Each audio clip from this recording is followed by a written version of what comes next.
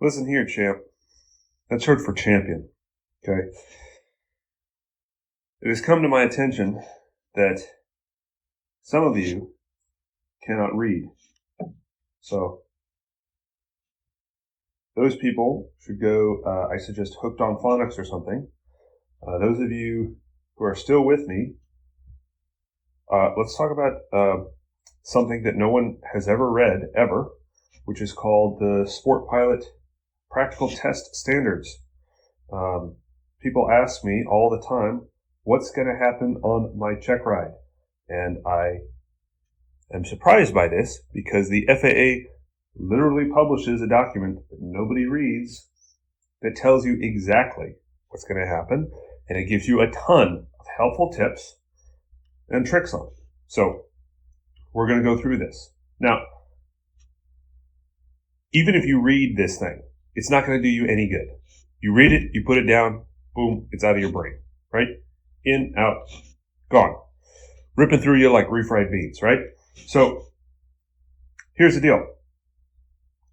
Go through it and highlight it. Do something. Make notes. You need to get this information to stick in your brain. If you read it once, it won't work. So what I've done, I went through, I highlighted this stuff. You don't need to read the whole thing, right? But highlight the important bits, okay? So take a look at this, general introduction. Well, there's a whole section way up here. I don't need to read that. But guess what? It says down here, applicants should find these standards helpful during training and when preparing for the practical test or proficiency check. Oh, okay. So part of the reason why this document exists is to be helpful to you? Oh, okay. Well, maybe you should use it. Okay. So what I've done here is I've actually edited this. I've made an edited version over here. It contains all of my highlighted stuff, plus a little bit extra. So let's take a look at this first section here. It lets you know general information. PTS has been published by the FAA to establish the standards for knowledge and skills necessary for the issuance of a sport pilot certificate. Flight instructor certificate, you don't care about that. The sport pilot rating, sport pilot additional privilege, you don't care about literally anything else there. That's why it was published. FAA inspectors and flight instructors must conduct proficiency checks. Applicants should find these standards helpful. PTS as the standard. So the FAA developed this PTS as the standard that shall be used by FAA inspectors, which you don't care about, but more importantly, SAEs and DPEs when conducting sport pilot practical tests. Okay, cool. So they don't just make stuff up. They're reading this book here. Now they've got their own manual, right? Which the FAA doesn't, it does actually publish that, but you're not expected to read it. This is the stuff that you are actually expected to know, right? Information considered directive in nature is described in this PTS in terms such as shall and must, indicating the actions are mandatory. Guidance information is described in terms such as should and may, indicating the actions are desirable or permissive, but not mandatory. Okay? The evaluator may conduct the practical test or proficiency check in any sequence that will result in a complete and efficient test. So the sequence that you read this stuff in is not necessarily the sequence he's going to test in. He's allowed to use any sequence. However, they put it in bold print down there, right? However, the ground portion of the practical test shall be accomplished before the flight portion. Okay, don't ask him can we go do the flight first and then the ground later? Not going to happen. He's not allowed to do that. It says shall. Remember up there what they said? That was not optional. Okay? You say, well, I need more information than just what's in this booklet, right? Surely there's more to the sport pilot. Yeah, there is. Here are all of the sources. I have highlighted the ones that I think you should be at least partially familiar with. And in a future video, we'll actually go through those. But for now, hey, here's all of your references directly from the FAA. Okay. Use of the PTS. Applications must be evaluated in all tasks. He can't skip stuff, including in each area of operation of the appropriate practical test standards, unless otherwise noted. In preparation for each practical test or proficiency check, the evaluator shall develop a written plan of action. Okay, so he's not making this stuff up off the cuff. He's got a written plan about what he's going to do when. The plan of action shall include all tasks in each area of operation unless noted otherwise. If the elements in one task have already been evaluated in another task, they need not be repeated. For example, the plan of action might not include evaluating the applicant on complying with markings at the end of the flight, if that element was sufficiently observed at the beginning of the flight. Makes sense? You can combine them. Any task selected for evaluation during a practical test or proficiency check shall be evaluated in its entirety. Okay, coming down here. The evaluator may change the sequence or combine tasks with similar objectives to have an orderly and efficient flow of the practical test or proficiency checks. This means that unlike the ACS, here in the PTS, he is allowed to, let's say, combine slow flight and then take you directly into stalls. He's allowed to combine and rearrange these maneuvers in whatever way is best suited for the check ride. Okay, special emphasis areas. Okay, what do you they say, well, what is he going to be focusing on the check ride? You don't have to guess. Here it is. Positive aircraft control. That seems pretty reasonable. Procedures for positive exchange of the flight controls. Something we go over from the very beginning. Stall and spin awareness. How do you recover from a stall? How do you recover from a spin? You should know these things off the top of your head. Collision avoidance. Don't hit things. Wake turbulence and low-level wind shear avoidance. Oh, maybe you want to read up on that one a little bit. Not quite as clear all the time. Runway incursion avoidance. What even is a runway incursion? You should probably know that. CFIT. That stands for Controlled Flight into Terrain. Don't do that. Know how you're going to prevent yourself from doing that. The FAA has an advisory circular over here listed in their resources section specifically about that. Might be worth a read. ADM and risk management. That stands for Aeronautical Decision Making.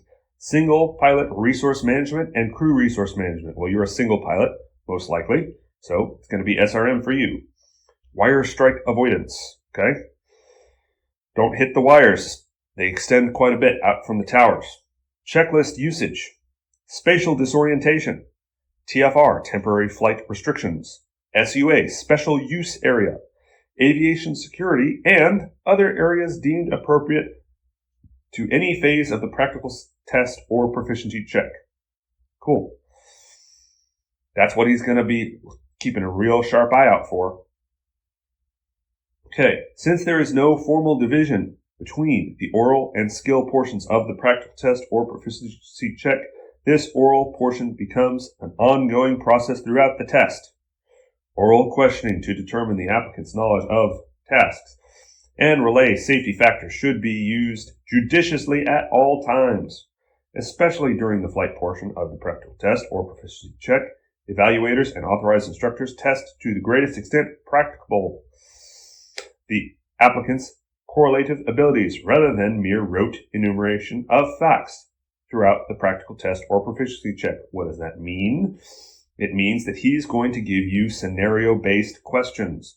He's going to try and not have you recite stuff off of the FAA literature. He's going to have you try and come up with answers to unique questions based off of the situation where you apply your knowledge. He doesn't want to see that you've memorized the numbers. He wants to see you apply what you've learned to a practical question. And he's going to ask you that while you're flying the airplane. Now, if we go back up here, single pilot resource management. That's one of the special emphasis areas, right? So part of that concept is the sterile cockpit concept, where when you are in what's known as a critical phase of flight, meaning, hey, you're really focusing on making sure the flight stays safe. Pretty important, right? you should probably shut up about anything that isn't directly related to the flight right now. So, if he asks you a question, or she, I should say, asks you a question, and you're busy trying to land the airplane or you're struggling with something, it is totally okay and appropriate to say, hey, I'm happy to answer that question in a minute.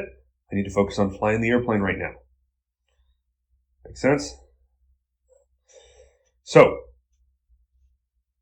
typical areas. Oh, what do people typically fail on? Well, they write it out here for you. Typical areas of unsatisfactory performance and grounds for disqualification are any action or lack of action by the applicant that requires corrective intervention by the evaluator to maintain safe flight. If you're trying to land the airplane and he has to take the controls, that's going to be a failure. Failure to use proper and effective visual scanning techniques to clear the area before and while performing maneuvers. You should do so many clearing turns during that check ride that he asks you to stop. Okay? Every single maneuver. Before every single one, we do a clearing turn. Consistently exceeding tolerances stated in the objectives. So that would seem to imply that if your entire check ride is perfect except on slow flight, you get out of spec by, let's say, 100 foot, let's say 110 foot when the limit is 100, and you immediately notice and say, I'm correcting with power, get back on altitude, right? I can't promise, but chances are he's not going to fail you for that. It's consistently exceeding tolerances stated in the objections. It's pretty easy to tell when somebody has just gone out of spec for a split second and it's getting right back on there, and when it's just a general lack of piloting skill. Okay? That's what he's going to be looking for. Failure to take prompt corrective action when tolerances are exceeded. Oh, does that sound like what we literally just talked about? Yeah, it does. So, hey, if you get out of spec just a little bit, make a prompt corrective action, okay? And tell him what you're doing. You think he doesn't know that you're 10 degrees off course? He's noticed that long before you have, okay? So tell him, hey, I'm off course here. Here's what I'm doing to fix it, right? And then actually fix it. Get it right. And don't wait till you get, 75 foot off your altitude to fix it. If you're plus or minus 100 foot, fix it early. Fix it before it's a problem, not after. Okay, coming on down here. Single pilot resource management is the set of competencies, that's a $40 word, that includes situational awareness, communication skills, teamwork, task allocation, and decision making within a comprehensive framework of SOP, or Standard Operating Procedures. SRM specifically refers to the management of all resources on board the aircraft as well as outside resources available to the single pilot if the applicant fails to use ADM, including CRM, SRM, as applicable in any task. The evaluator should note the task as failed. Okay, what did that word salad mean? Well, it means that basically single pilot resource management is you as a single pilot managing all of the resources available to you, both inside the cockpit and out, in a comprehensive framework of SOPs, meaning, do you do the same thing the same way each time, or at least mostly? Because that's what's going to lead to success, right? If you set up to get your frequencies, to get your navigation, all the things you need to do before you're going into an airport, the same way each time, it becomes a standard operating procedure for you. It becomes a habit, and safety is improved by that, right? And so even if you are within all of the other limitations on the objectives, you can still fail for things like single pilot resource management, not being situationally aware, not communicating properly, task allocation, right? So let's say he asks you to get something out of his bag, right? You can ask him, say, hey, if I'm going to reach back there, can you get the controls for a second, right? He is a resource, or she, I should say, is a resource in your aircraft that you are allowed to use. And I mean, he could say no, but use those resources if you have them. If you have an autopilot, don't be afraid to use it. If you have a GPS, don't be afraid to use it. If you have an iPad, don't be afraid to use it. Don't be reliant on these things, but they're resources available to you. Don't forget about them. They can make your life easier. Okay, applicant's use of checklists. Throughout the practical test or proficiency check, the applicant is evaluated on the use of an appropriate checklist. Now, FAA does not bother to tell you what an appropriate checklist is. The definition for that is pretty vague. It probably should be longer than a sticky note. It probably does not need to be the entire POH. So you need to find something that's appropriate. The most important thing about a checklist is it keeps you safe. So it should cover the really important stuff in a way that's not super encumbering for the pilot. There's another $40 word for you. We're up to 80. Proper use is dependent on the specific task being evaluated. Oh, okay. So it's not the same for everything? Yeah, that's interesting. The situation may be such that the use of the checklist while accomplishing the elements of the objective would be either unsafe or impractical. Oh, okay, cool. Especially in a single pilot operation. So that means if he tells you your engine's on fire, he's not going to expect you to whip out a checklist before you cut the fuel to the engine and dive to put the fire out, right? Because that would be unsafe or impractical. In this case, a review of the checklist after the elements have been accomplished would be appropriate. That means you go through a flow that accomplishes the right things, and then you go through your checklist. Division of attention and proper visual scanning would be considered when using a checklist. Now, what I've just done there is I've gone through my highlighted portions of the PTS, right? This has done you literally zero good if it doesn't stick in your brain, okay? You've wasted your time. So here's what you need to go do. Go and find a version of the PTS. Buy a physical copy. Have an electronic copy. I don't care. Go get one. Okay. Open it up and go highlight yourself or make notes or something. You need to be either writing in that book or writing in a notepad about these things. It's not going to work otherwise. Just listening to the sound of my sultry voice is not going to help you. So you can go and you can copy exactly the highlighting that I've done if you want. I don't care. I don't have a copyright on this thing. Or you can make your own, whatever. But go and highlight the thing. Go and make notes. It won't do you any good otherwise. All right. That's all for me, champ.